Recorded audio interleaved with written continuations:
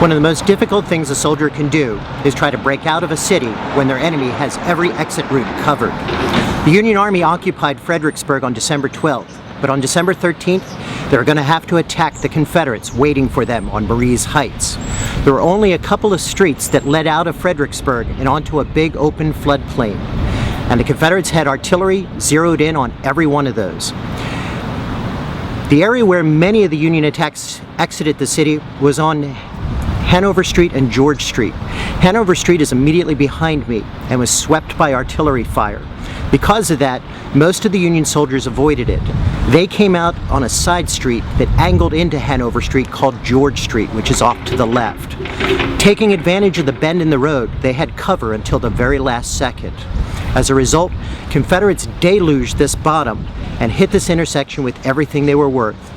They destroyed many of the buildings down here at this intersection, and it led to one of the most evocative, provocative photographs ever taken of Fredericksburg. Union soldiers coming out here said the entire area was overwhelmed with gun smoke, to such an extent that one soldier said noonday was turned to night. As the Union forces were able to clear the intersection at George Street and Hanover Street, they billowed out into a wide open field and ran immediately into a major obstacle. Just a couple hundred yards from the edge of the city was a major water course, a mill race or sluiceway that ran around the backside of the city like a belt. There were only a couple of bridges across it, and the Confederates had pulled up all the floorboards off of the bridges. Union soldiers had to break ranks and tiptoe across the runners or the stringers that had been left in place. This took forever.